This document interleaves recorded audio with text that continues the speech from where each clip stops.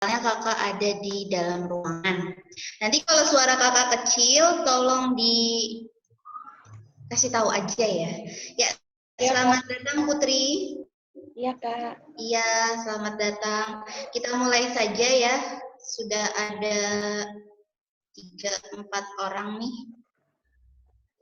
Oke, Assalamualaikum warahmatullahi wabarakatuh. Waalaikumsalam warahmatullahi wabarakatuh.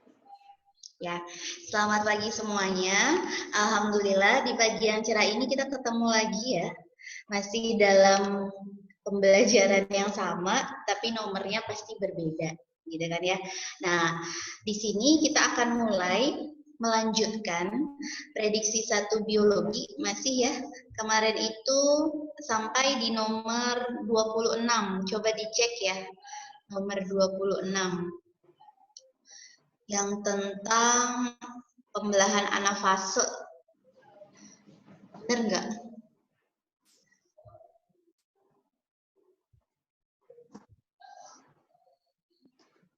Benar ya? Nah, kesempatan hari ini kita akan bahas masih di halaman 91 sampai 92, tapi lanjut di nomor 27.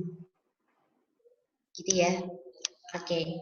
Ya, kakak mulai saja. Assalamualaikum warahmatullahi wabarakatuh. Perkenalkan, nama kakak Rina Nur Aini, kode kakak BRN. Kakak akan mengajar hari ini yaitu prediksi 1 biologi. Bisa dibuka bukunya halaman 90 sampai 92. Ya. Nah, untuk pagi ini kita mulai dari soal nomor 27. Seperti itu. Yuk, soal nomor 27 sudah siap? Ini kita sudah bukan soal ABCD ya, tapi sudah masuk ke dalam soal petunjuk B. Bu, gitu ya. Saya nggak tahu nih petunjuk B apa, petunjuk A apa, gitu kan ya. Petunjuk C aja nanti apa. Nah, tenang saja, nanti ada keterangannya di soal, tapi alangkah lebih baik sekarang kamu sudah bisa menjawabnya, gitu kan ya. Jadi kalau misalkan petunjuk B, berarti ini pakai petunjuk sebab akibat gitu ya.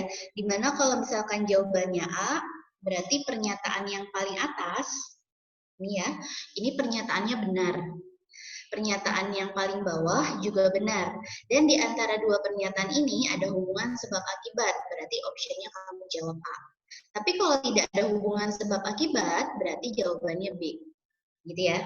Sementara kalau pernyataan atas benar, pernyataan bawah salah, kamu bisa jawab benar salah, itu optionnya C. Ya. Kalau yang pernyataan atas salah, pernyataan bawahnya benar, optionnya itu D, Depok. Pernyataannya dua-duanya salah, nah berarti optionnya adalah E.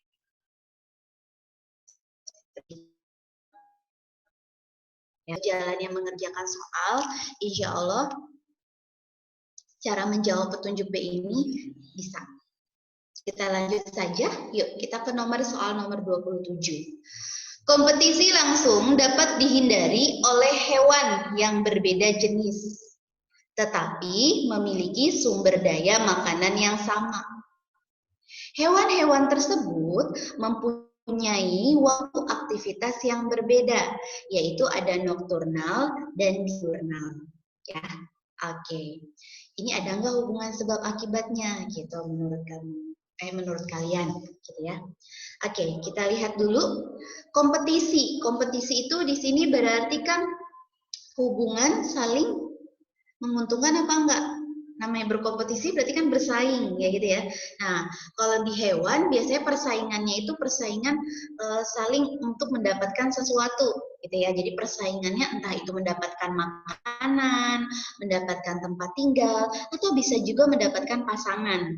Ya sebenarnya sama aja ya kayak kita manusia. Kalau nggak rebutan makanan, rebutan tempat tinggal, ya rebutan pasangan hidup. Nah, seperti itu. Nah, di sini kompetisi langsung itu sebenarnya katanya dapat dihindari oleh hewan yang berbeda jenis, tetapi memiliki sumber daya makanan yang sama. Nah, ada hewan yang berbeda, kayak misalnya ada singa, kan ya, sama ada jaguar. Singa sama jaguar beda ya. Singa sama jaguar gitu ya. Mereka kan saling berkompetisi katakanlah untuk mendapatkan si rusa. Nah, seperti yang ada di gambar nih ya. Nah, makanannya sama-sama daging nih. Ternyata di satu hutan itu hanya ada si rusa. Sementara yang memangsa ada jauh dari kompetisinya. Nah, kamu jawab dulu ya sendiri. Terus yang nomor 2, Kak kasih clue-nya. Hewan mempunyai waktu aktivitas yang berbeda. Ada yang hewan nokturnal, katakanlah seperti itu, sama hewan diurnal. Kamu tulis di buku kamu langsung ya. Jadi kalau hewan nokturnal itu adalah hewan yang aktif di malam hari. Aktifnya di sini ngapain? Dari mulai mencari makanan, gitu ya. Dari mulai dia mencari tempat tinggal gitu ya, berinteraksi dengan sesamanya, aktif di sini di situ maksudnya. Jadi nokturnal, hewan yang aktifnya atau keluarnya pada malam hari. Siapa saja hewan-hewan nokturnal? Ini bisa burung hantu, kelelawar, itu kan aktifnya di malam hari ya. Nah, tikus burun dan lain sebagainya. Kemudian kalau diurnal gitu ya. Nah, berarti kita udah tahu nih, hewan ini aktifnya di siang hari. Seperti itu. Ya, itu clue-nya sudah bisa kejawab. Kira-kira pernyataan yang atas itu benar atau salah yang tadi ya. Terus pernyataan yang bawah, hewan-hewan tersebut maksudnya yang di atas tadi ya, yang berbeda jenis itu mempunyai waktu aktivitas yang berbeda. Ada yang nokturnal, ada yang diurnal. Benar atau salah? Ada hubungan atau tidak? Iya. Kita lihat ya. Yuk, kita lihat tadi kompetisi. Kita balik ke sini. Katakanlah tadi ada si citah nih, gitu ya, si jaguar sama si singa. Wah, mereka rebutan nih di sini. Wah, itu rusa aku, gitu kan ya. Nah, itu punya saya. Mereka berkompetisi mau mendapatkan si rusa. Padahal kita tahu jaguar sama si singa itu berbeda spesies. Nah, kompetisi adalah suatu bentuk interaksi antara dua individu atau lebih yang berasal dari spesies yang sama ataupun spesies yang berbeda. Nah, di sini tujuannya dia berkompetisi tadi seperti kakak bilang, untuk memperebutkan makanan atau sumber daya alam, memperebutkan lahan untuk dia tempat tinggal, dan memperebutkan pasangan. Nah, di sini bisa juga kompetisinya itu berlangsungnya gitu ya, baik antar individu yang sejenis maupun tidak sejenis. Nah, bagaimana kompetisi langsung antar individu dari spesies yang berbeda seperti yang ada pada gambar ini gitu ya. Ini ternyata dapat dihindari gitu. Jadi misalnya si jaguar sama si singa ini sebenarnya bisa nih nggak rebutan makanan gitu kan ya. Gimana caranya? Caranya adalah pasti tempat tinggalnya harus kayak harus udah ngetek gitu kan. Ini wilayah teritorial gue ya gitu kan, khusus si singa misalnya di blok sebelah sini. Nanti yang sebelah sini ini wilayah jaguar ya. Jadi setiap spesies itu punya wilayah teritorialnya sendiri atau daerah kekuasaannya. Jadi tidak ada spesies lain yang berani untuk mencuri makanan di sekitar daerah tersebut. Itu yang pertama, daerah teritorial. Kemudian bisa juga relung atau niche waktu gitu ya. Jadi interaksinya waktu di sini tadi si jaguar gue nyari makannya malam aja deh misalnya kayak gitu, itu bisa. Atau si singa, si jaguar udah nyari makannya malam, berarti gue giliran yang si singa siang, itu bisa seperti itu disiasati. Karena tadi untuk menghindari terjadinya persaingan antar spesies. Dan bisa juga niche makanan, contoh bukan rusa doang kok di hutan ini gitu kan ya, kayak misalnya ada kelinci, kemudian kayak misalnya ada kijang mungkin ya, terus kayak misalnya ada apa bilangnya ya, zebra, tapi zebra sayang dimakan, misalnya ada kuda gitu kan ya, ada keledai dan sebagainya, itu dia bisa makan lain karena mereka sudah mikir, oh si rusa mah makanannya si jaguar, ya udahlah gue cari makanan yang lain, bisa kayak gitu. Gitu ya. Nah, di sini hewan nokturnal dan diurnal yang tadi sudah kakak bilang, dia kan hewan-hewan yang berinteraksi berdasarkan waktu. Nokturnal berarti hewan keluarnya pada malam hari. Diurnal berarti hewannya keluar pada siang hari. Nah, ini kan berbeda. Keluar malam sama keluar siang dalam hal bisa mencari makanan gitu kan ya. Nah, pada waktu yang berbeda ini tentu saja bisa menekan terjadinya kompetisi. Nah, kita baca lagi soalnya ya.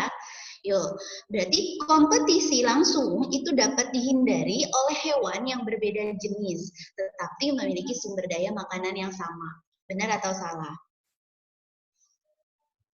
Bisa jawab kakak, benar atau salah? Berarti benar atau salah kira-kira yang pernyataan pertama nih? Benar, Kak. Benar, sebab hewan-hewan tersebut mempunyai waktu aktivitas yang berbeda, nokturnal dan diurnal. Benar atau salah? Benar, tapi tidak berhubungan. Kenapa tidak berhubungan?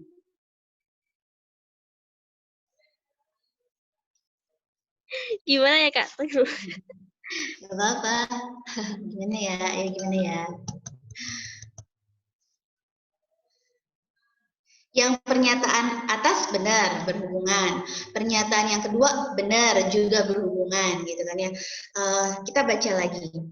Sebenarnya ini ada nggak hubungannya gitu kan ya? Ada, berhubungan. Kenapa? Kita baca dari bawah ke atas ya, dibalik. Hewan-hewan tersebut yang berbeda jenis mempunyai waktu aktivitas yang berbeda, yaitu nokturnal dan diurnal. Oleh sebab itu, kompetisi langsung dapat dihindari oleh hewan-hewan yang berbeda jenis tersebut, tetapi memiliki sumber daya makanan yang sama. Nah, di sini ternyata pernyataan atas sama pernyataan bawah itu berhubungan gitu. Karena di pernyataan yang ke atas ini dia kan menjelaskan kompetisi langsung beda spesies walaupun makanannya sama gitu kan ya. Mereka bisa loh dihindari kompetisinya seperti itu. Oh, kayak gimana cara menghindarinya? Nah, dijelaskan di pernyataan yang kedua ini dengan cara syaratnya gitu ya. Walaupun mereka berbeda spesies gitu, tapi mereka punya waktu aktivitas yang berbeda. Yang satu malam hari, yang satu siang hari. Seperti itu. Makanya untuk pernyataan nomor 27 ini adalah benar, benar, dan ada hubungan sebab akibat. Jadi optionnya kita pilih A.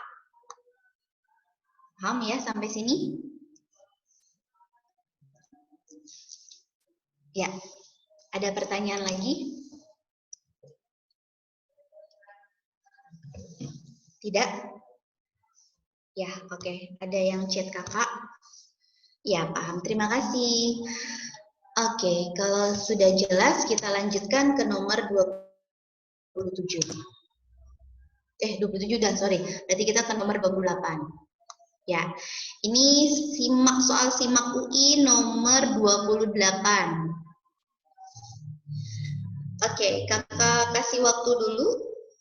Ini hitung-hitung kayaknya ya. Nanti kakak kasih waktu dulu boleh ya. Buat Leva, Putri, Julia, Daksa, Jihan, Dimas, Windy, sama Fauzul. Tolong dihitung dulu 2 menit lah. Bisa ya? Sambil kakak bacain soalnya, tolong dikerjakan. Simak UI 2018, pernyataan yang terkait dengan persilangan dihibrid antara homozigot resesif dan heterozigot. Kamu pakai optionnya, sampelnya boleh apa aja. Mau A besar, pokoknya di sini resesif, berarti resesif besar apa kecil nih. Heterozigot seperti apa gametnya, gamet genotipnya, dan lain sebagainya. Tolong kerjakan dulu.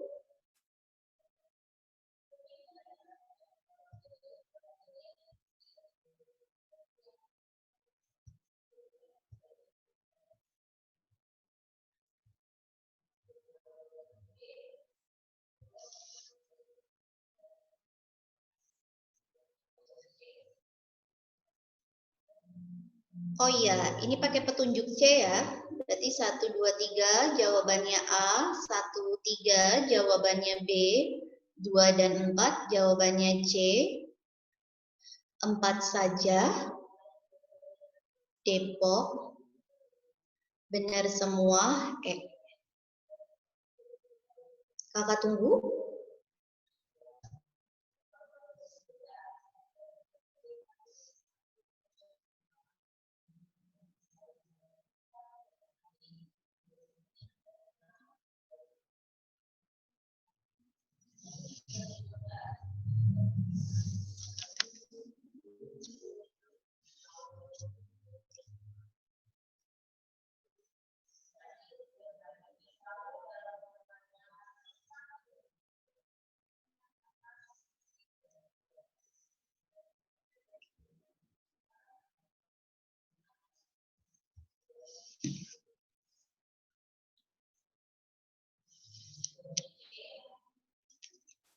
Ya, sudah dapat?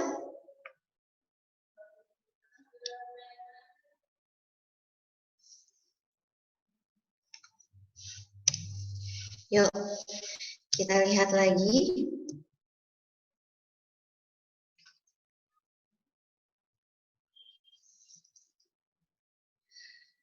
Ya, di situ pertanyaannya adalah, kita lihat ya, pernyataan yang terkait dengan persilangan dihibrid. Nah, di sini berarti kalau persilangan dihibrid, artinya kan persilangan dengan dua sifat beda. Gitu kan ya. Nah, persilangan dengan dua sifat beda. Bebas, kamu maunya apa? Di sini dia suruh mengawinkannya antara homozigot resesif dengan heterozigot. Berarti kan kalau homozigot resesif, contoh ya, kita tulis misalkan A kecil, B kecil, B kecil. Sementara heterozigot berarti A besar, A kecil, B besar, B kecil. Seperti itu ya. Nah, kita lihat nulisnya di sini gimana? Nah, kakak ulangi, jadi persilangan dihibrid, persilangan dengan dua sifat beda. Jadi, melibatkan antara dua individu dan dua sifat yang berbeda. Nah, di sini, persilangan misalnya ya, kakak contohkan, antara kacang ercis berbiji kisut hijau, di mana sifat kisut itu resesif, hijau juga resesif, kisut hijau. Nah, berarti kan kita tulis kisut hijau di sini, B kecil, B kecil, K kecil, K kecil. Ini sudah mewakili homozigot resesif. Ya kan? Nah, katanya tadi disilangkan dengan heterozigot. Berarti kalau heterozigot, sifatnya di sini berarti biji ercis bulat kuning.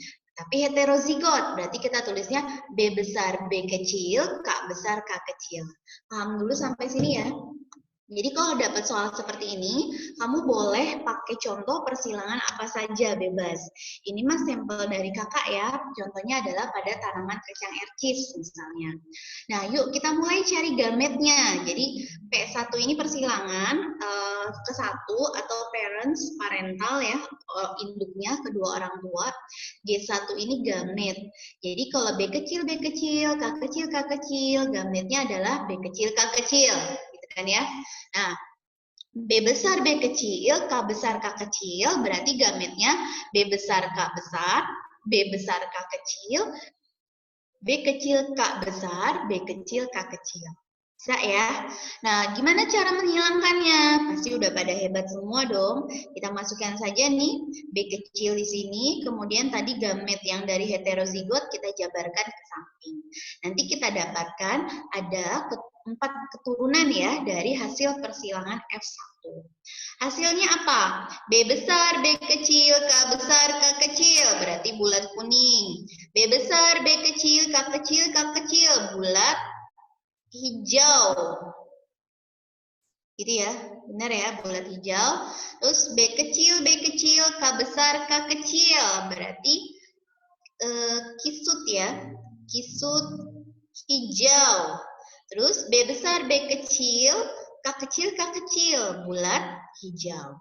Nah, kita dapat deh di sini rasionya, oh ternyata 1 banding 1, banding 1, banding 1. Kalau kita prosentasekan, berarti di sini 1/4. 4 dari mana? Hasil keturunannya ada 4 di sini. Ya kan? Berarti 1/4 dikali 100% sama dengan 25%. Ini mah pasti kalian udah bisa semua ya. Ada yang belum bisa? Belum bisa, boleh chat personal ke kakak, boleh private gitu ya, chat privat ke kakak nggak apa-apa.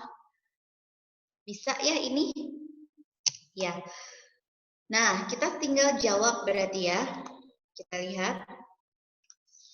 Coba, manakah pernyataan yang tepat dari hasil yang tadi kita hitung? Terdapat 4 macam genotip, katanya nomor 1. 4 macam genotip. Genotip itu kan sifat yang tidak tampak ya. Nah, inilah yang dinamakan genotip. B besar B kecil, K besar K kecil, B besar B kecil, K kecil K kecil. Ini genotip. Kita lihat genotipnya ada yang sama enggak? Oh, tidak ada yang sama. Berarti genotipnya berbeda kan ya? Berbeda semua. Ada berapa total genotip F1-nya? 1, 2, 3, 4. Berarti ada 4 genotip. Berarti benar ya option A ini. Sip. Terdapat 4 macam fenotip. Fenotip itu kan sifat yang tampak atau terlihat. Nah, B besar, B kecil, K besar, K kecil ini bulat kuning. Nah, terus B kecil, K besar, K kecil, ini kisut kuning. B besar, B kecil, K kecil kan ini bulat hijau. Terus ada kisut hijau. Berarti semuanya fenotipnya berbeda-beda ya. Dan lagi-lagi ada 4 jumlahnya. Gitu ya. Oke, berarti nomor 2 juga optionnya benar. Rasio tiap-tiap filial. Apa sih filial? Filial itu keturunan. Jadi kalau di sini ada F1, F2, itu F di situ artinya filial. Filial itu artinya keturunan atau anak-anaknya gitu ya, atau keturunan-keturunannya atau individu baru yang dihasilkan dari persilangan kedua induknya. Jadi F itu filial. Tadi katanya filialnya masing-masing 25%. Benar ya? Di sini 25% semua perbandingannya. Karena 1:1:1. Terus kita lihat yang keempat. 25% filial homozigot resesif. Katanya seperti itu. Homozigot resesif. Kita lihat ya, ada nggak yang homozigot resesif? B kecil, K kecil. Inilah yang kita bilang homozigot resesif. Jadi tolong tulis di situ ya, dicoret-coret di buku kamu. Jadi homozigot resesif di sini B kecil, K kecil. Ada nggak di sini anaknya yang menghasilkan B kecil, K kecil? Nggak ada kan? Nah, berarti kalau nggak ada 0%. Makanya nomor 4 ini salah. Tidak 25%, melainkan 0%. Karena tidak menghasilkan filial homozigot resesif. Paham sampai sini? Kalau tidak paham, bisa ditanyakan sama kakak. Insya Allah bisa semua ya ini. Kakak pengen aktif Ki, ayo tanya. Daksa, Fauzul, Julia, Fauzi dari SG Cipayung sama SG Cili. Itu bukannya, Kak, aku mau koreksi, Kak. Iya. Bukannya yang nomor 4 juga betul ya? Nomor 4. Kenapa betulnya kenapa?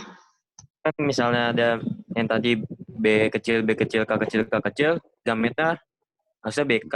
Nah, terus dari yang heterozigotnya pasti ada yang resesifnya juga.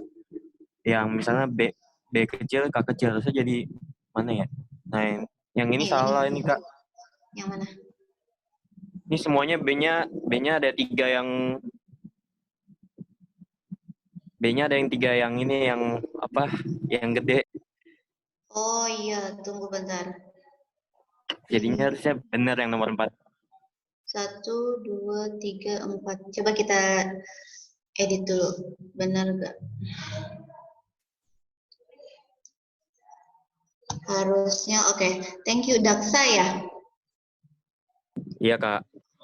Ini berarti B kecil ya? Iya. Kalau B kecil berarti gini ya?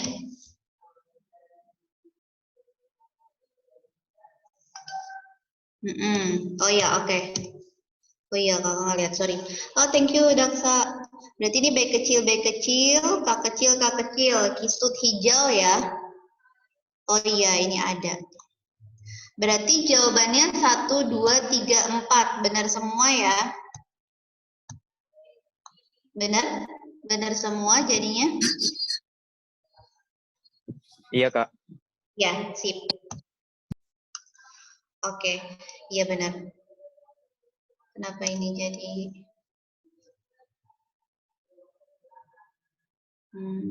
Oke. Berarti ini kita ganti betul semua. Berarti kalau betul semua jawabannya adalah E.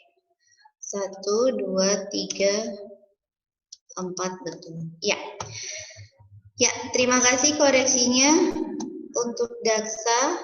Nah, seperti itu ya. Jadi kakak ingin interaksinya ada. Sip. Ada lagi yang ingin ditanyakan? Jika tidak ada, kita lanjutkan. Berarti Benar ya, kata Daksa, jawaban soal nomor 28 tadi karena ada koreksi, jadi 25% filial homozigot resesif. Ya, di sini ya berarti kita dapatkan. B, ya oke, sudah benar. Sip. Ya, kalau tidak ada lagi pertanyaan, kita lanjutkan ke nomor 29. Nah, 29 ini bukan soal HOTS, tapi soal pengetahuan umum ya. Ada hubungannya sama virus corona juga nih.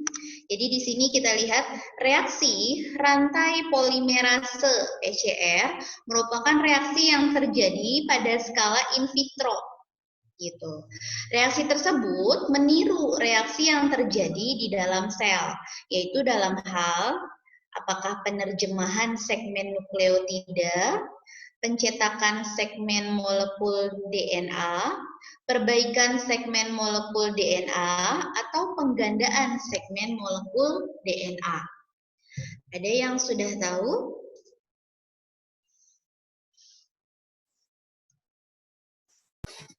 D, Kak. Oh, ya benar. Berarti kalau D jawabannya nomor 2 dan 4. D. C, 2 dan 4 ya? Dan 4 C. Kenapa Daksa? Soalnya aku ngelihat dari nama polimerasenya kan, itu identik sama yang kayak DNA polimerase. Jadi dia gitu. ngebikin DNA-nya, jadi memperbanyak DNA-nya juga. Jadi kalau nomor 2 mencetak segmen sama mengganda segmen gitu ya. Kalau nomor 1 kan menerjemahkan sama memperbaiki. Ya. Oke, terima kasih pendapatnya sama jawabannya Daksa. Kita lihat di sini nukleotida, masih ingat ya? Nukleotida. Nukleotida itu terdiri dari apa saja, yo? Basa nitrogen kan? Ya, basa nitrogen. Ada urin, gugus fosfat. Ya, adenin, guanin, timin, sitosin gitu ya. Nah, itu molekul-molekul yang termasuk dalam DNA-nya. Jadi kalau di sini dibilangnya segmen nukleotida, itu sama aja sebenarnya memicu pada segmen molekul DNA. Nah, di sini ternyata jawabannya 4 saja. Udah langsung kasih tahu jawabannya ya. Ya, kenapa? Kita langsung saja. Jadi kan PCR di sini kata kuncinya adalah reaksi yang terjadi pada skala in vitro. In vitro kan berarti skala yang sangat kecil yang terjadi di dalam atau di antar sel. Nah, di sini dia menggunakan metode bioteknologi. Nah, tujuannya adalah untuk memperbanyak gitu. Jadi untuk ya kayak menduplikasi, kayak mereplikasi sebanyak-banyaknya. Tapi karena saking banyaknya gitu ya dalam jumlah yang sangat banyak dan ukuran yang kecil, kita bilangnya ini teknik tahapannya amplifikasi gitu. Jadi dalam PCR perbanyakannya ini tekniknya namanya amplifikasi. Nah, diperbanyak dengan menggunakan enzim yang terdapat pada sel itu sendiri. Nah, reaksi PCR ini tadi yang kakak bilang, dia itu kayak menyerupai gitu kan, yang meniru di sini reaksi menggandakan atau mereplikasi DNA. Ini kakak terbalik nulisnya ya. Nah, sebentar. Ini DNA. Ini replikasi DNA. Nah, bisa dibaca sendiri dulu ya. Jadi dia DNA yang terjadi dalam tubuh makhluk hidup dengan bantuan enzim DNA polimerase. Jadi dalam teknik PCR tadi kan katanya dia melibatkan enzim enzimatis gitu kan ya. Nah, enzimatis siapa saja? Namanya adalah DNA polimerase. Karena kan kita tahu kalau DNA polimerase juga berperan dalam proses replikasi antar DNA. Ya kan? Nah, kaitannya apa sama yang di sini? Tadi, berarti meniru menggandakan segmen molekul DNA-nya saja. Kenapa tidak mencetak? Kalau mencetak itu kayak ngebuat gitu ya, kayak membuat tersendiri cetakan yang asli. Cetakan asalnya seperti itu. Nah, di sini tidak. Kalau PCR itu ibarat mesin kopi.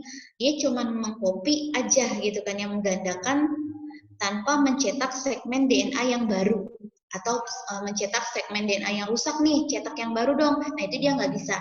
Jadi kerjaan dia cuma ngegandain aja. Gitu. Jadi kalau misalkan gandaannya jelek, misalkan ya berarti nanti seterusnya penggandaannya juga akan jelek. Nah, di sini pengetahuan umumnya Kakak bahas dulu. Nah, sekarang kan lagi booming ya, siapa yang nggak tahu corona gitu kan ya. Terus kalau misalkan cara mendeteksi seseorang corona atau enggak, itu kan katanya pakai rapid test, kalau enggak pakai swab gitu kan ya, swab test. Nah, kalau rapid test itu kan hanya mengetesnya ibarat kata cuma di permukaan doang gitu kan ya. Kayak misalkan kamu lagi sakit bukan corona, bisa aja kamu tuh sebenarnya jadi gini, misalkan rapid testnya positif, tapi sebenarnya belum tentu kamu tuh corona gitu kan ya. Atau rapid testnya negatif, nah belum tentu kamu tuh bebas corona. Jadi rapid test itu hanya mengetes sebatas imunoglobulin pada tubuh seseorang saja. Sementara kalau swab test atau PCR ini benar-benar kayak mengambil sampel. Makanya kan pernah lihat kan ya secara langsung nih kalau digambarkan bentuknya kayak gini nih. Ada dokter gitu ya, para medis, dia mengambil sampel katakanlah air liur gitu kan ya, dan sampel liur atau lendirnya itu benar-benar diambilnya di belakang sampai ke belakang amandel ya, kan ada amandel kita tuh ya, nah sampai ke belakang ini. Nah jadi kalau di sini caranya gimana, ini mah yang umum aja kita tahu ya. Apa itu swab atau PCR? Nah di sini kan diambil sampel yang tadi kakak bilang. Kemudian sampelnya ini menggunakan sampel lendir. Lendirnya berasal dari belakang amandel jadinya kan ya, polip gitu kan ya, polip kita. Bisa diambil di hidung, jadi bisa lewat hidung, jadi di hidung udah mentok banget tuh si kapasnya, itu keambil lendirnya, bisa dari tenggorokan. Nah setelah diambil itu sampelnya, nanti pasti diteliti di laboratorium gitu kan ya, ini memerlukan waktu hanya beberapa jam saja, atau mungkin kalau belum kelihatan bisa beberapa hari. Nah, nanti hasil akhirnya kita lihat deh di situ gitu kan ya. Nanti ada nggak kira-kira virus di dalam si lendir tersebut. Jadi setelah didiamkan nanti kan pasti virus akan berkembang biak kalau memang ada virusnya. Tapi ternyata adanya virus biasa kayak misalkan virus yang menyebabkan peradangan atau flu. Nah, itu berarti nggak masuk ke dalam corona. Nah, kelebihan pakai PCR ini gitu kan, kita bisa mengambil spesimen lendir gitu ya. Karena lendir seseorang dengan orang yang lain itu kan berbeda. Makanya di sini keakuratannya juga sangat bagus gitu kan ya dibandingkan dengan pakai rapid test. Seperti itu. Ya. Ini jadi ngomongin corona ya. Ada yang mau tanya sebelum kita ke soal nomor 30 tentang corona? Udah hafal kayaknya kalian ya, kayak banyak tugasnya biologi kebanyakan corona nih sama guru-guru ya, ya nggak? Soalnya kemarin kakak dapet tugas dari SMA berapa ya? SMA 11 Depok apa ya? Itu tugasnya semuanya berbau-bau corona. Mungkin kalian bisa share. Ada yang mau tanya? Enggak ya? Ada? Cukup? Ya.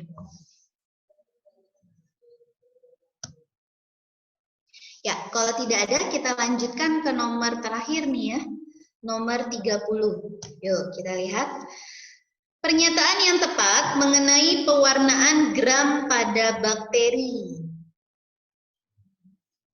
1. Peptidoglikan bakteri gram negatif lebih tipis dibandingkan dengan bakteri gram positif.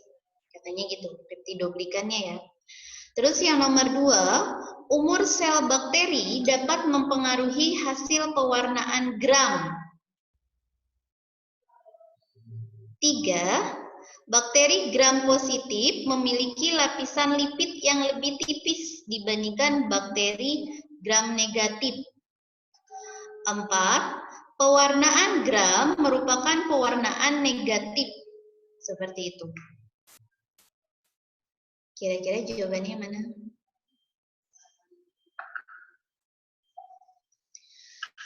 Dari nomor 30, jawabannya yang mana? B, Kak. B, berarti kalau B 1 dan 3 ya? Iya. Ya, sip. Peptidoglikan, bakteri gram negatif lebih tipis dibandingkan dengan bakteri gram positif. Terus nomor 3, bakteri gram positif memiliki lapisan lipid. Lipid itu berarti lapisan lemak ya, yang lebih tipis dibandingkan dengan bakteri gram negatif. Oke, kita lihat dulu pembahasannya.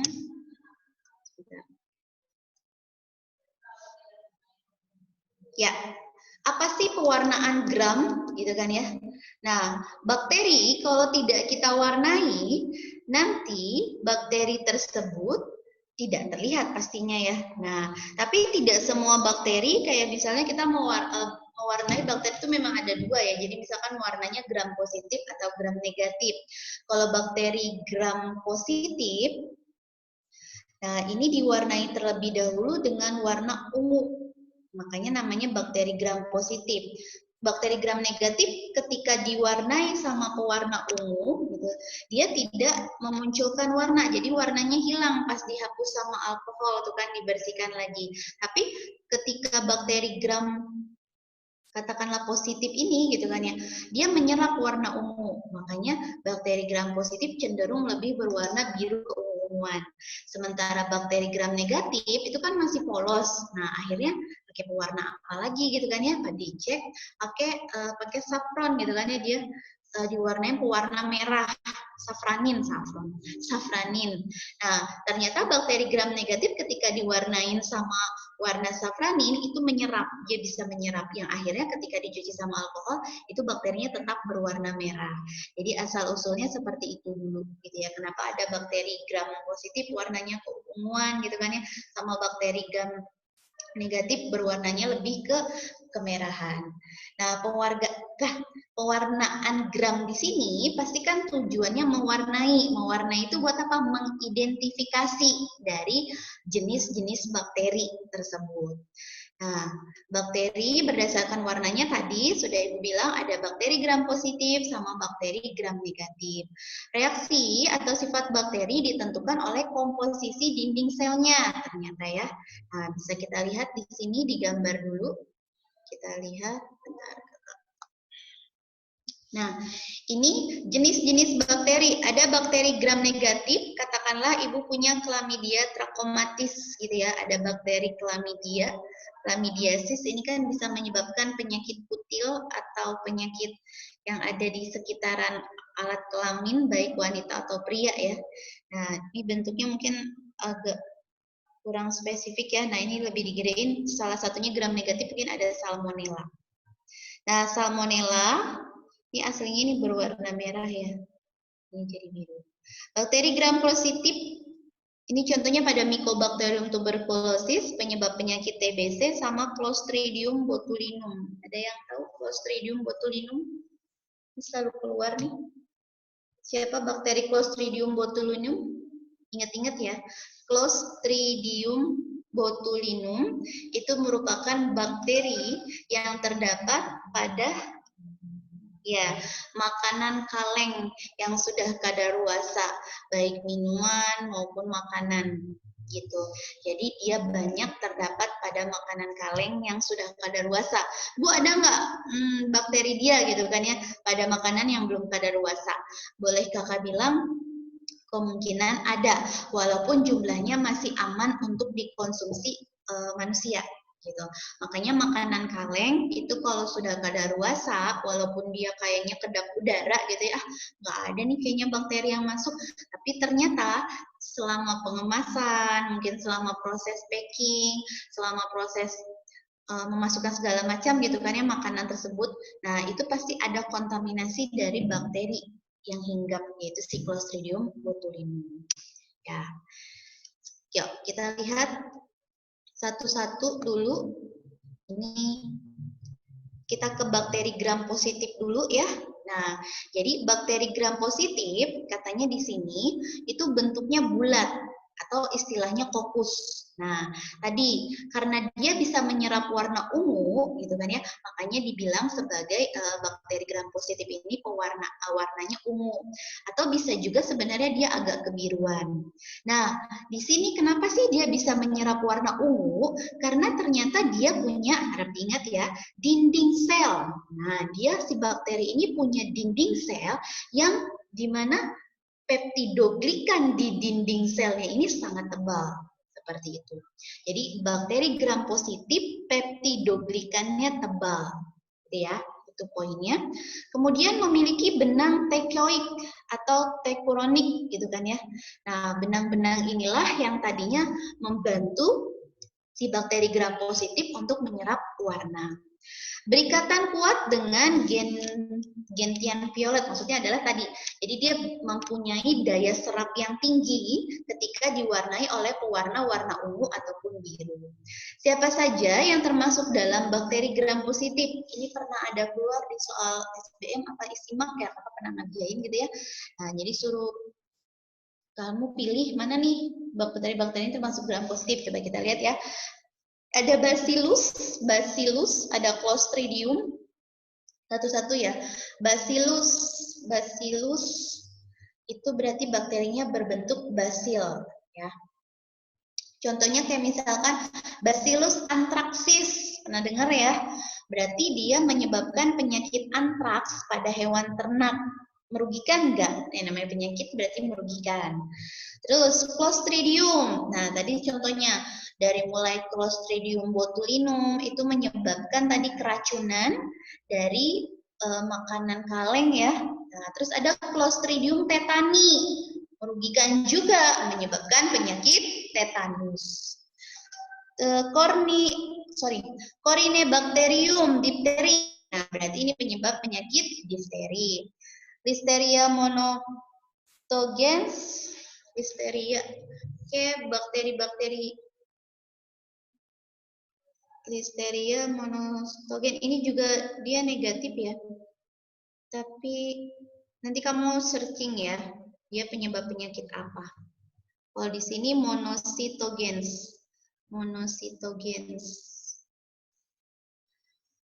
Oke, benar. Tandain ya di situ. Listeria monocytogens ini menyebabkan infeksi pada bayi sama anak-anak. Seperti itu. Kayaknya di bagian mulut deh. Aku baca dulu ya.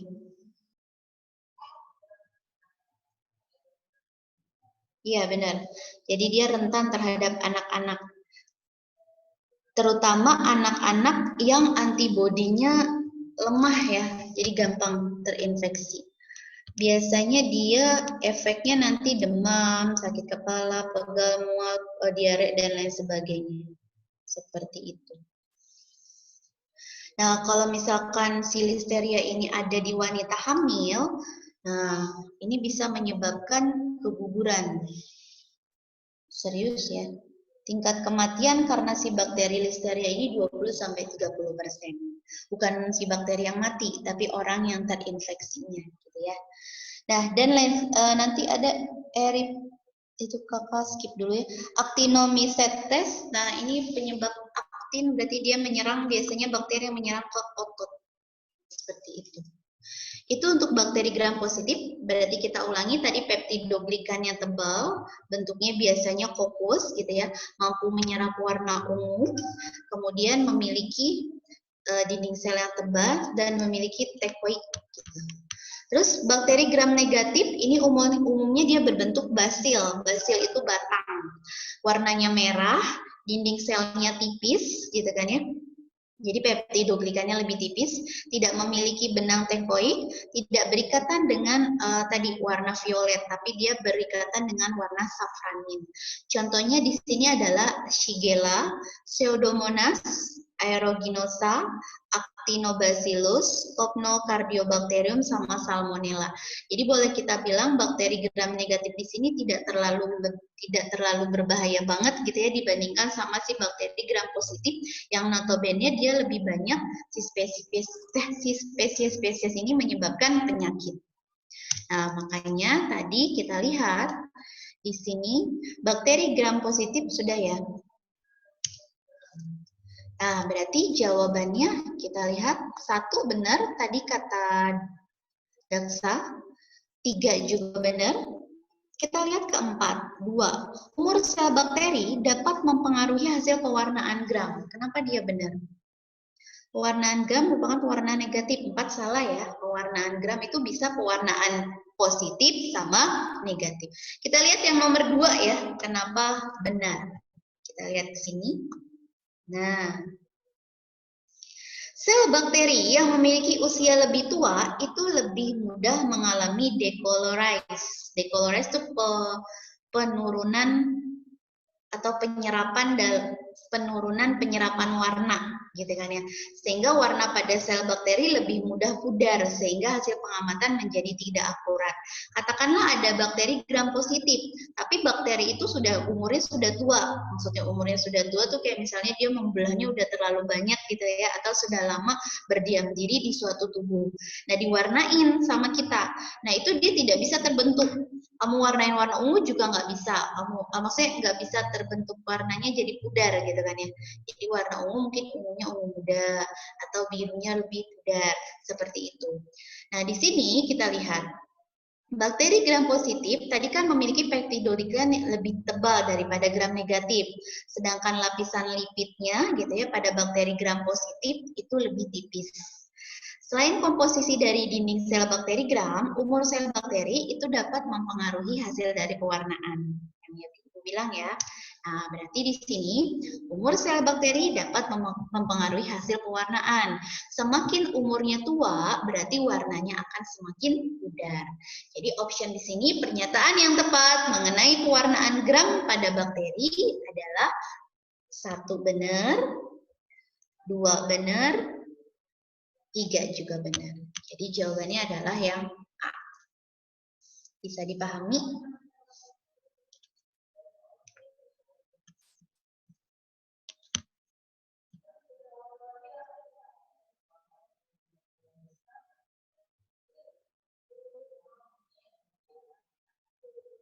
Ya. Ada pertanyaan?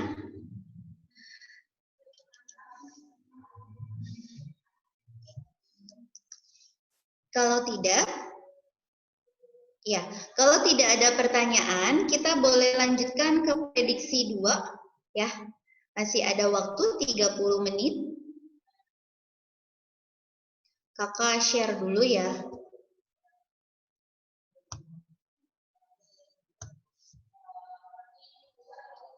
Ya. Halo Julia, halo Daksa, bisa kita mulai?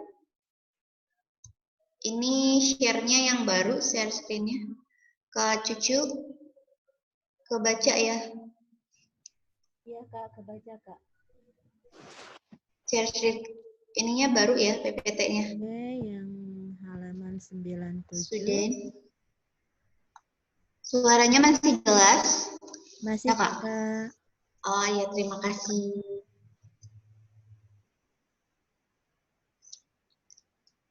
Ya, kita lanjutkan ya. Boleh dibuka bukunya mungkin agak jauh sedikit nih, prediksi 2 biologi, Simak UI halaman 97.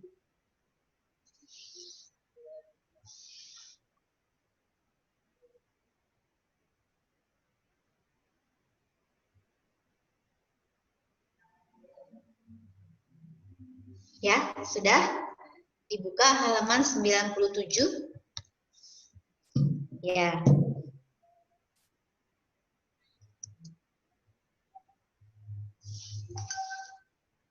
Ini apa ya?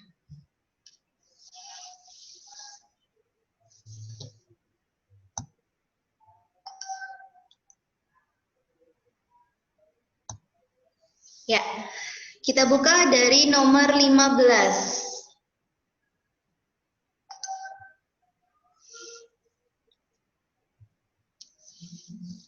Ya, boleh dibaca dulu teman-teman, adik-adikku. Nomor 15, silakan dijawab dulu. Kakak tungguin nih sekarang. Leva, Julia, Daksa, Lintang, Dimas, Pauzul. Bisa? Jika C. Oke. Benar ya Daksa? Benar nggak ya? Karakteristik yang hanya dimiliki anggota suku rumput-rumputan adalah A. Embrio tumbuhan terlindung oleh kulit biji. Embrio itu ya sebenarnya bakal dari tumbuhan itu sendiri ya, terlindung oleh kulit biji. Nah, jadi biji dilindungi sama kulit biji, maksudnya gitu ya. Nah, ini berarti masuk ke dalam anggota berbiji tertutup, angiosperme. Nah, tapi kan angiosperme ini banyak, luas, gitu kan ya. Bukan hanya dimiliki oleh suku rumput-rumputan saja.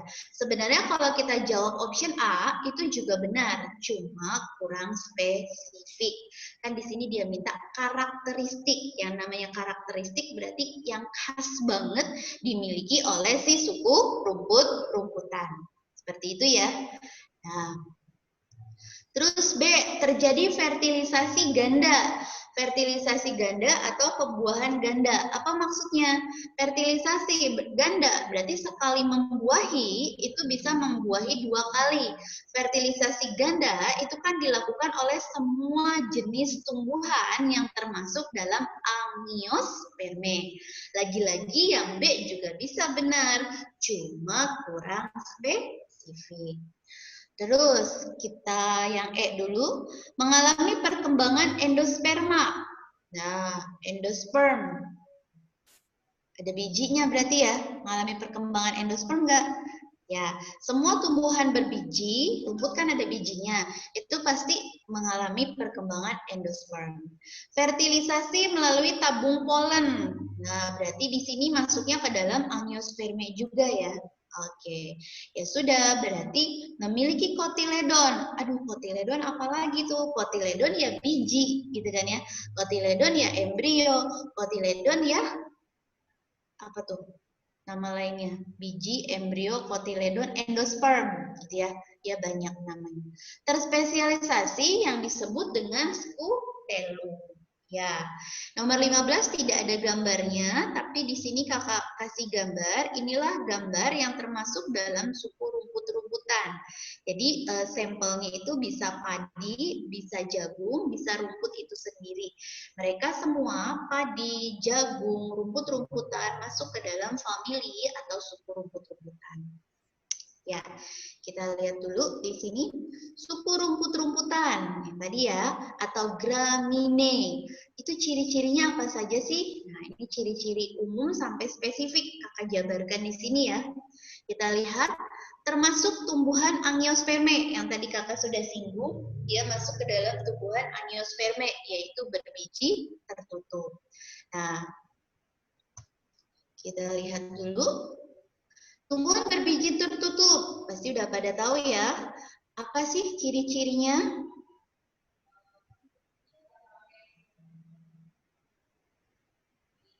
Oh, oke. 16 ya. Bentar.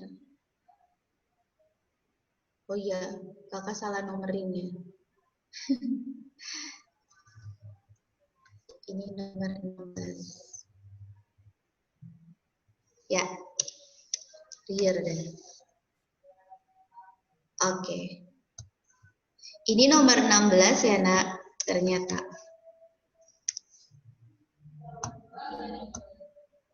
Begitulah.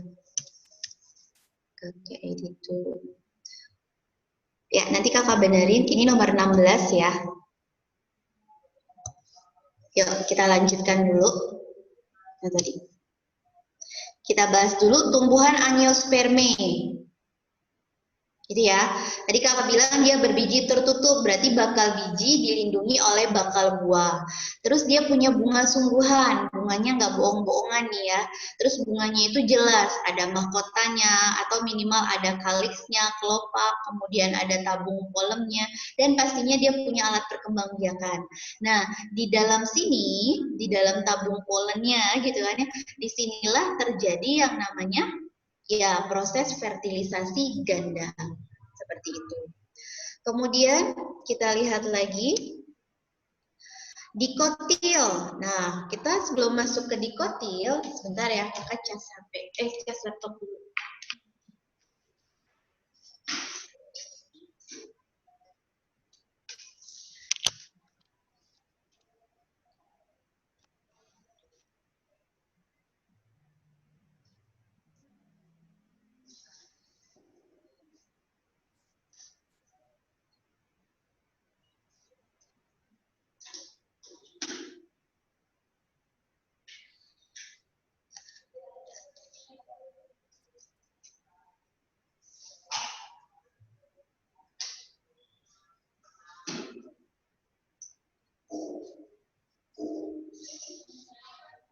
Ya, maaf iklan.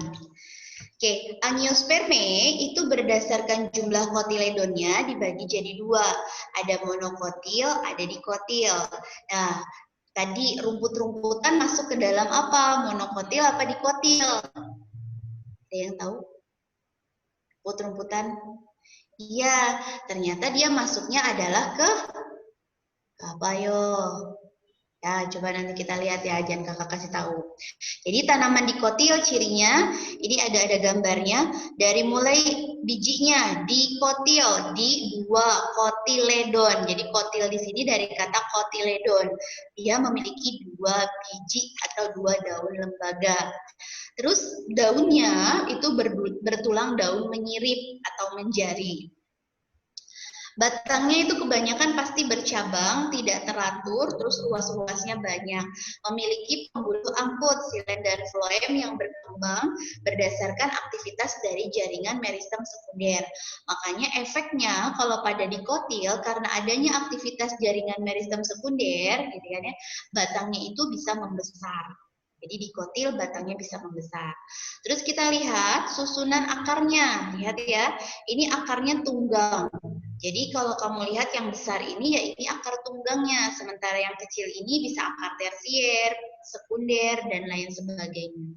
Terus kalau kita lihat bunga, bukan jumlah bunga dalam satu pohonnya, bukan ya, tapi di sini kelipatan 2, 4, atau 5 itu adalah kelipatan dari mahkota bunganya gitu. Aduh, nggak ada mahkotanya misalnya di satu bunga itu. Kamu lihat di apa namanya tuh kelopaknya gitu kan ya, atau si putiknya kalau kehitung, nah jadi bisa salah satu, bisa kamu hitung kelopaknya, bisa kamu hitung mahkotanya, bisa kamu hitung putik atau benang sarinya. Itu kelipatannya berapa? Kalau misalkan kelipatan 2, 4, 5, nah ini masuk ke dalam tumbuhan nikotil. Cuma pada kenyataannya gitu kan ya, kalau kita melakukan penelitian, misalkan nanti ada yang mengambil biologi nih gitu kan ya di UI, nah praktikum itu bisa juga tumbuhan dikotil memiliki ciri seperti tumbuhan monokotil, ada yang seperti itu gitu ya. Jadi ini yang kakak sampaikan, ini adalah tumbuhan dikotil sejati, sejati gitu. Jadi ciri-cirinya dikotil banget lah. Kalau nanti besok, oh kok tiba-tiba jumlah bunganya nggak segini ya, tapi semua cirinya pada umumnya ke dikotil, ya tetap dia diklasifikasikan ke dikotil seperti itu. Nah ini kakak kasih gambar sampel famili atau suku-suku apa saja sih yang termasuk dalam tumbuhan dikotil. Di sini adalah suku kacang-kacangan. Ya, jadi biar ketebak nih. Oh, ternyata kacang tanah, kacang buncis, kacang panjang. Walaupun kita pegangnya kayak lenyot-lenyot letoy gitu kan ya. Nah, dia batangnya, nggak ada batangnya nggak gede. Nah, seperti ini. Jadi kalau kamu lihat pohon kacang tanah ya, itu dia pohonnya keras, kecil, seperti perdu. Jadi perdu itu ya pohon kecil gitu ya. Nanti kamu bisa searching sendiri bentuk pohon kacang tanah kayak gimana. itu nggak kayak pohon beringin yang kamu bayangin, Bu, katanya kalau misalkan dikutil harus gede-gede batangnya. Nah, tadi pengecualian. Jadi kalau untuk si kacang-kacangan ini tidak sebesar pohon beringin pohonnya gitu kan ya, justru dia sangat perdu kecil tapi dia keras, batangnya tetap mengeras gitu walaupun ukurannya kecil. Nah, ini masuk kacang-kacangan atau Papilionaceae ya, masuk ke dalam suku atau famili Dicotyl. Kemudian ada suku terong-terongan. Nah, terong-terongan ya, bukan cabai-cabean. Ya, terong-terongan atau Solanaceae. Nah, bentuknya seperti ini bentuk bunganya seperti bintang ya. Nah, yang termasuk Solanaceae di sini pastinya adalah terong, terong itu sendiri, kemudian kentang sama ubi. Gitu.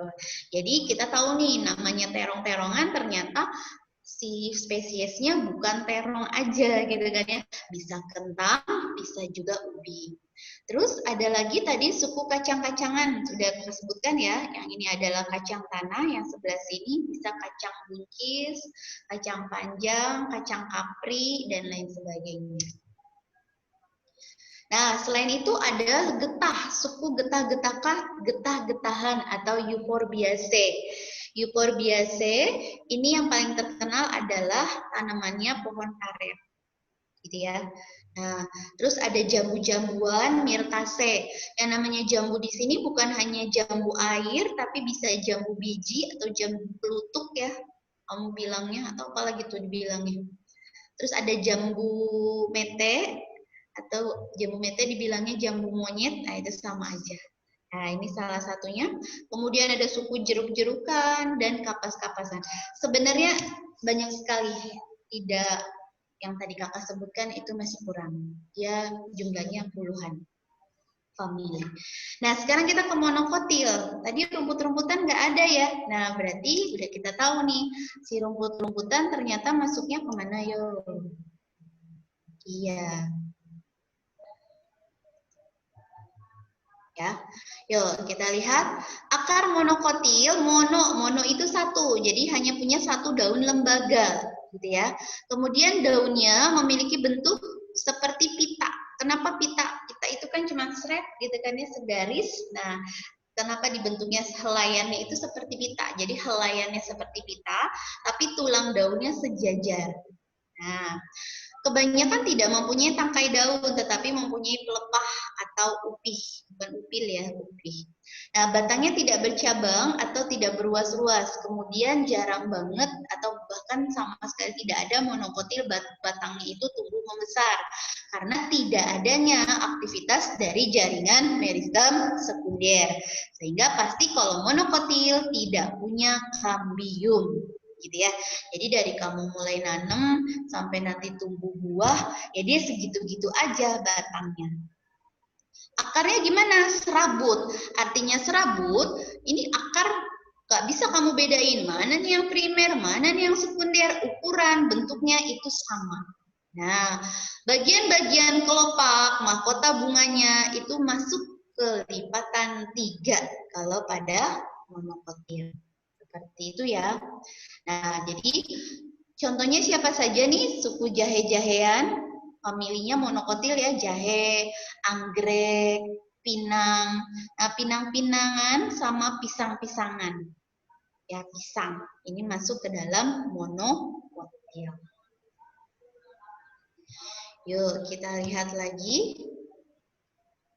Ya, ternyata ya si rumput-rumputan ini gitu ya, saya sengaja nggak masukin, dia masuk ke dalam kelas monokotil seperti itu.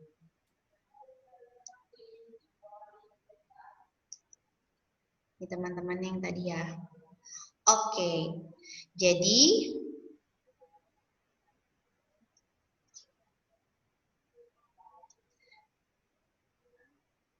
kakak ulangi.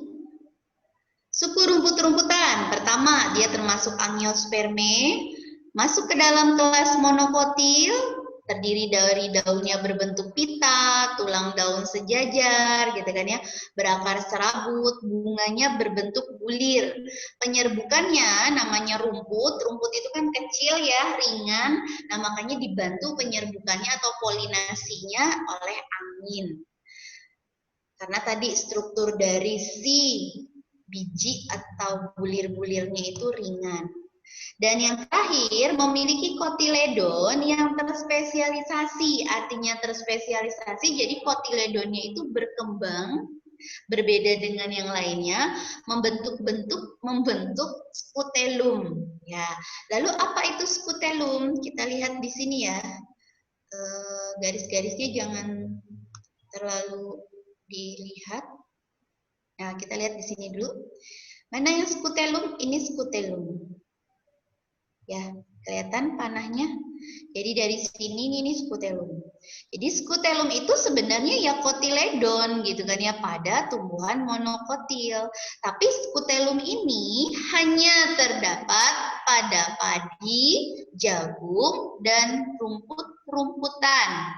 Nah, skutelum ini mengalami tadi spesialisasi atau modifikasi yang tujuannya adalah untuk menyerap sebanyak-banyaknya makanan.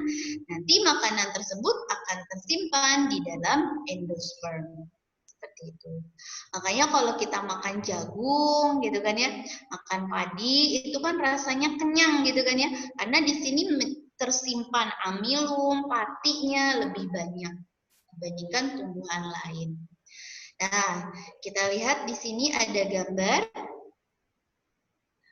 sama tabel ya. Nah, perbedaan dikotil sama monokotil. Ada jumlah daun lembaganya. 2, 1 tadi udah ya. Endospermanya kalau pada dikotil tidak ada, monokotil ada. Tadi endosperma dalam bentuk skutelum. Posisi lembaga terhadap daun lembaga. Lembaga berpisah dengan daun, tapi kalau si monokotil berpisah dengan daun lembaga oleh skutelum. Sama ya. Lindung lembaga tidak dilindungi, monokotil radikula dilindungi koleoriza. Radikula itu bakal akar radix. Nah, kita lihat di sini. Ini ada gambar kacang sama jagung. Kacang ini dikotil, sampel untuk tumbuhan dikotil, jagung tumbuhan monokotil. Lihat ya, sambil diapalin lagi nih bagian-bagiannya. Ini kulit biji, ini bakal daun namanya plumula. Nah, ini akan jadi bakal akar. Inilah yang kita kenal tadi namanya radikula. Terus bagian yang akan menjadi batang atau memanjang ke atas itu namanya epikotil. Sementara bagian yang akan menjadi akar hipo ke bawah, jadi akan tumbuh memanjang ke bawah namanya hipokotil. Gitu ya. Nah, kotiledon yang mana? Ini yang warnanya krem full itu kotiledon semua. Seperti itu. Bisa dipahami? Ya. Nah, sementara kalau pada jagung monokotil, kita lihat, dia ada koleoptil, plumula, koleoriza. Koleoriza ini rhizoid, dia akan tumbuh menjadi akar. Cuman tadi kebayang ya, di sini dia endospermnya sangat luas karena tadi didukung oleh skutelum atau kotiledon. Ya, itu saja yang bisa kakak sampaikan untuk nomor 16. Ya, ternyata tadi ini nomor 16. Sekarang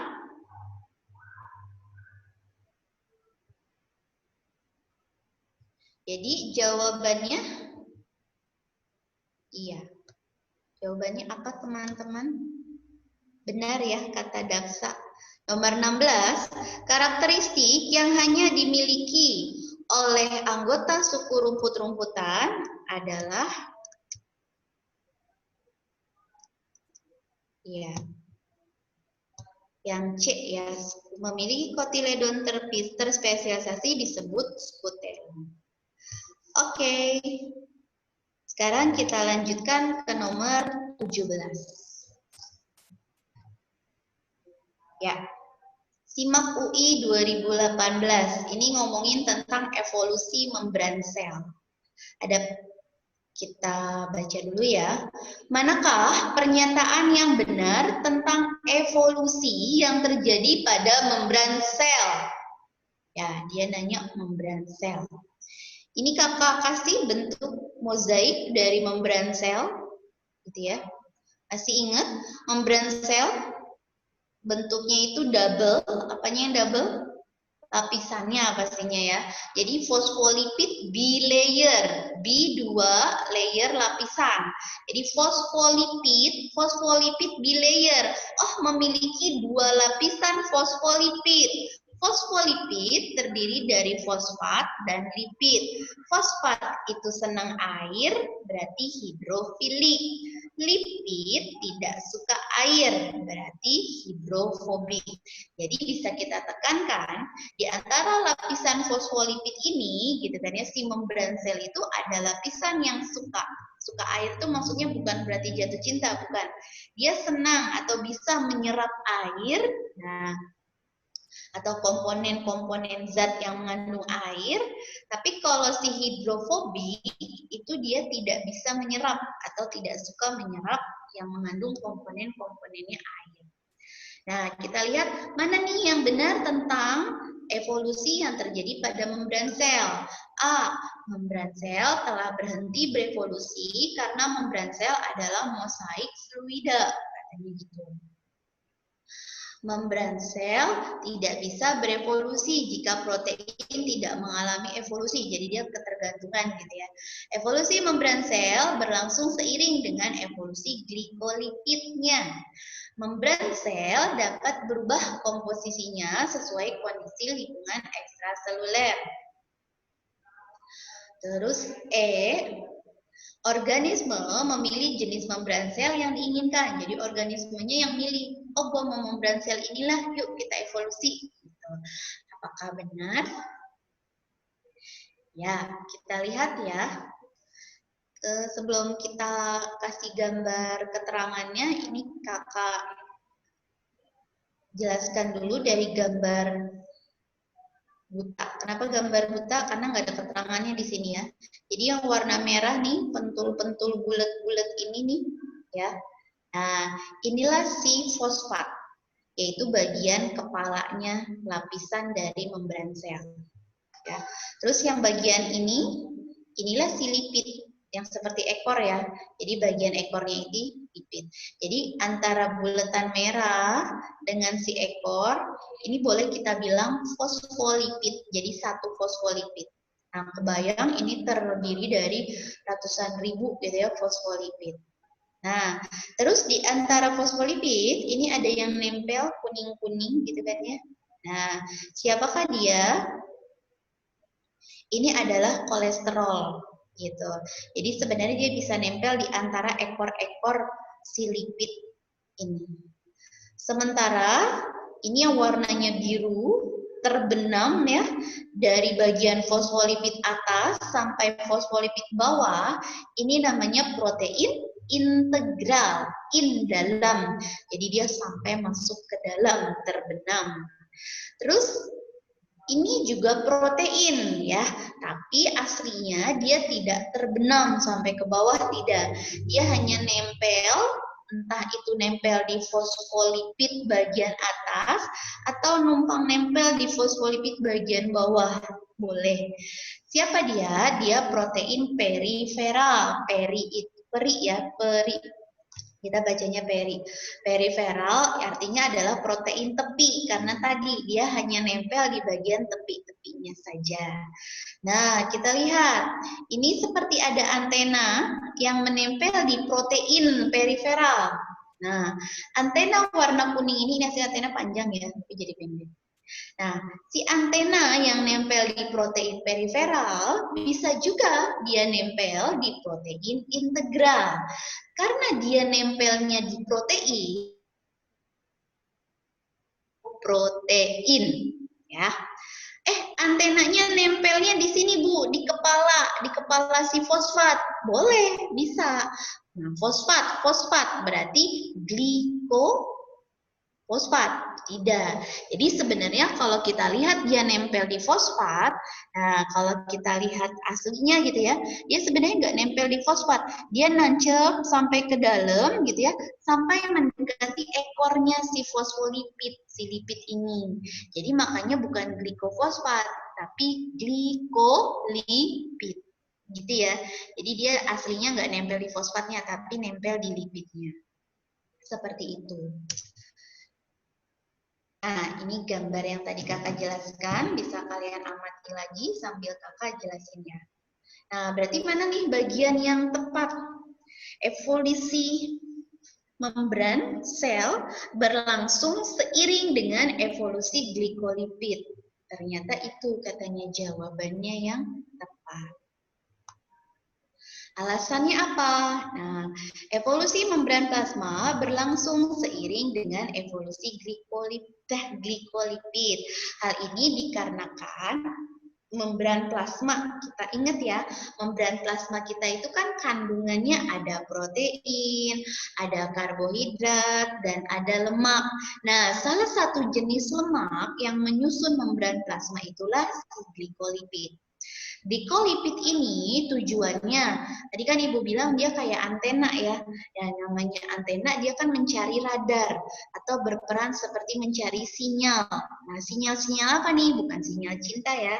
Nah, jadi dia sinyal di sini adalah kayak misalnya di dalam sel. Bilangin dong sel yang lain, gue kekurangan fosfat nih, gitu kan. Nah, si sinyal pada glikolipid itu akan nyala gitu kan ya, gitu kan ya, kayak toa gitu. Gua butuh fosfat, ayo datang. Nanti fosfat dari sel yang lain yang kelebihan itu akan datang ke sel tersebut. Atau misalkan dia kelebihan fosfat, nanti dia infokan lagi. Nah, jadi glikolipid itu bayanginnya seperti toa ya, yang menyiarkan. Tapi bisa juga glikolipid ini dijadikan sebagai sensor untuk mengenal atau mendeteksi senyawa-senyawa yang akan berbahaya bagi sel tersebut. Jadi kalau misalnya glikolipid kita rusak atau glikolipid kita sedang ada gangguan, nah virus, bakteri ini bisa dengan mudah masuk ke dalam sel. Tapi kalau glikolipid sinyalnya kita lagi bagus gitu kan ya, nah itu tidak ada virus atau bakteri yang berani masuk. Kenapa? Karena akan langsung si glikolipid itu miskol ke sel darah putih. Ada yang datang nih si virus atau bakteri, langsung dibunuh seketika. Gitu ya. Nah, gimana Bu? Kalau glikolipidnya lemah, kok bisa glikolipid sinyalnya lemah? Ya, sama aja kayak HP gitu kan ya. HP kan butuh dicas. Glikolipid atau membran sel kita juga butuh dicas. Kalau membran selnya udah tua, kemudian udah banyak dipakai gitu ya, udah banyak kerusakan, otomatis kan sinyal-sinyalnya juga akan meredup. Makanya sel yang sudah tua itu pasti akan harus gitu ya mengalami regenerasi, harus dimatikan.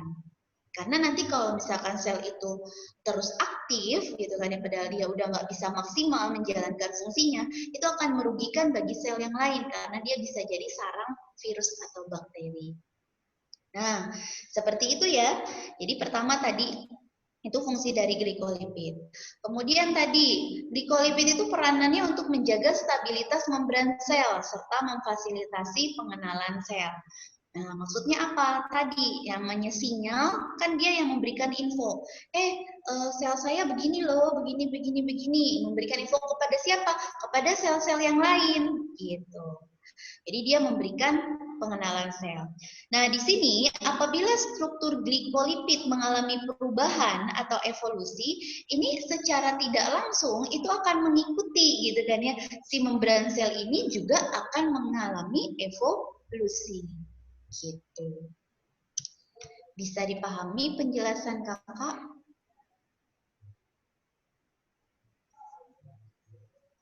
Ada pertanyaan?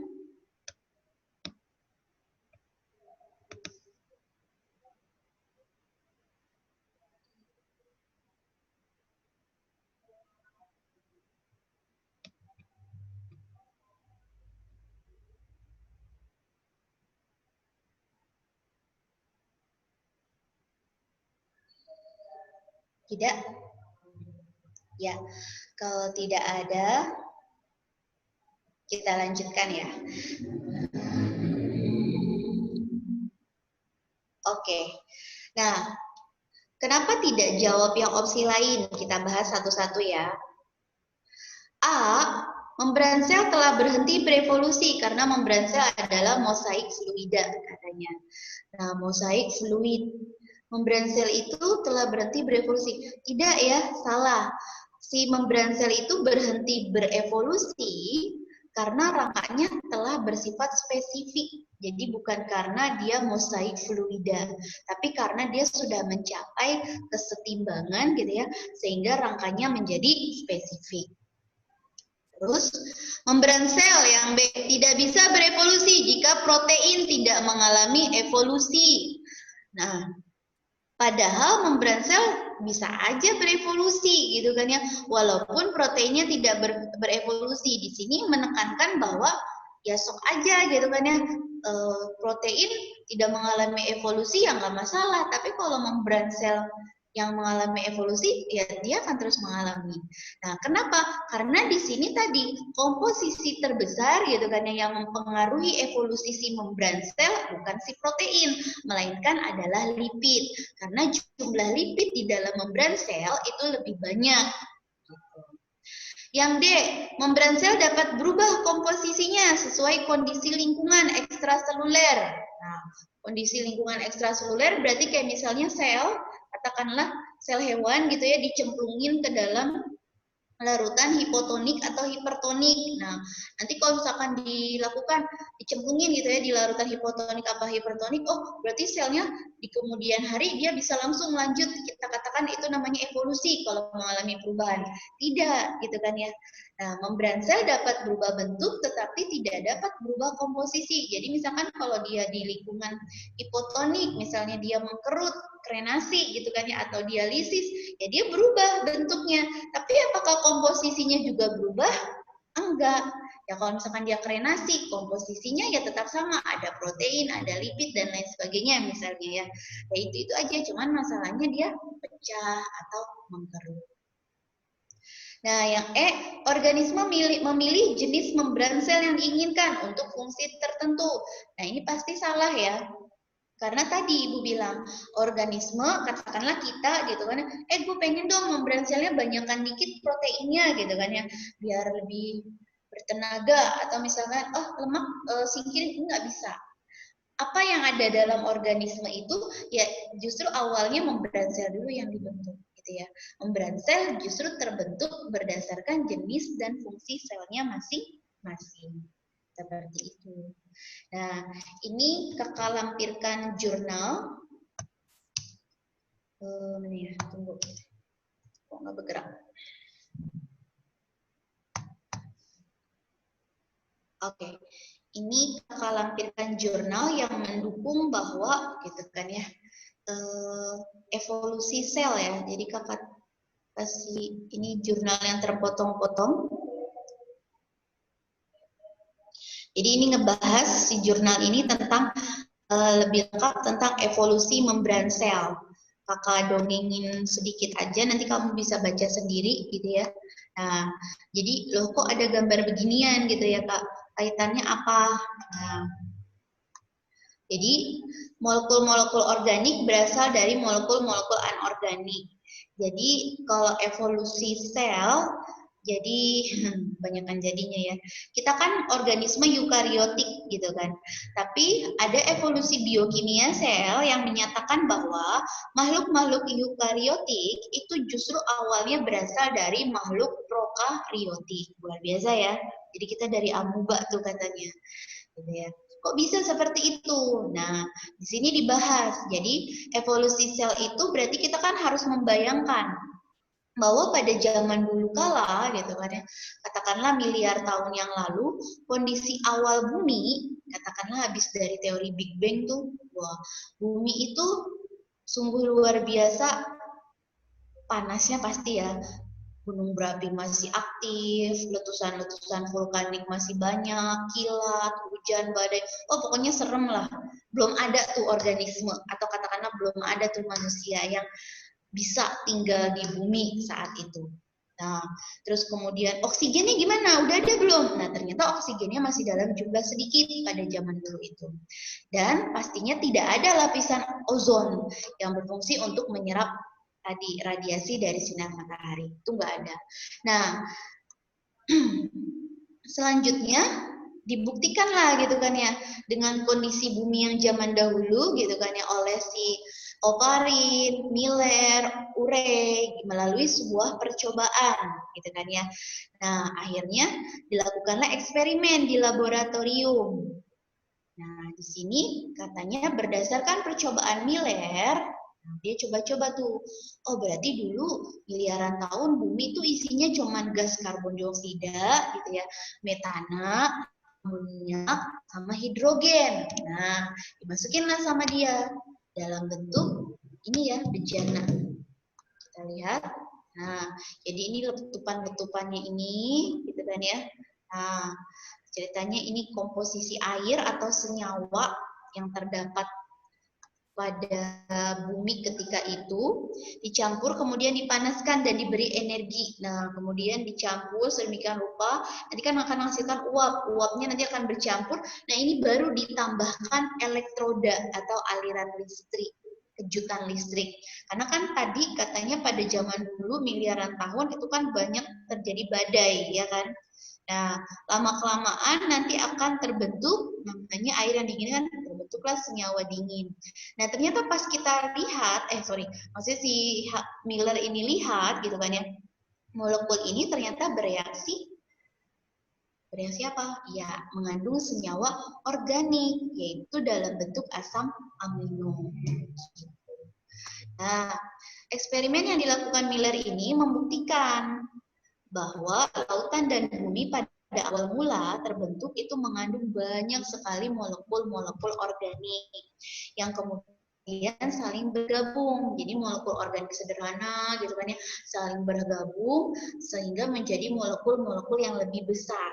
Nah, selanjutnya kompleks-kompleks molekul yang besar itu saling berkembang. Jadi saling tumbuh gitu kan ya, berkembang lagi, terbentuklah sel pertama yang tentunya masih sangat sederhana. Kita namakan itu sebagai prokariotik gitu. Jadi nanti ada teori lagi ya, prokariotik berkembang jadi eukariotik. Ya, dongengnya sekian dulu kayaknya ya untuk hari ini. Nanti kalian bisa baca lagi. Ada pertanyaan? Jadi kalau bahas evolusi nggak kelar-kelar. Buku evolusi ada yang Darwin, ada ini macam-macam gitu ya. Jadi ini kakak bahasnya evolusinya yang tentang evolusi sel biokimia. Oke, kayaknya sampai di sini dulu. Sampai nomor berapa nih kita? Sampai nomor 17 ya. Sampai nomor 17 dulu. Nah, mohon maaf kebanyakan pembahasan, tapi memang harus seperti itu ya. Nanti kakak akan kasih seperti biasa slide-nya kepada Kak Cucu, nanti Kak Cucu yang akan share ke kalian. Oke, terima kasih ya atas perhatiannya. Assalamualaikum warahmatullahi wabarakatuh. Kakak serahkan ke Kakak Cucu. Waalaikumsalam, makasih Kak.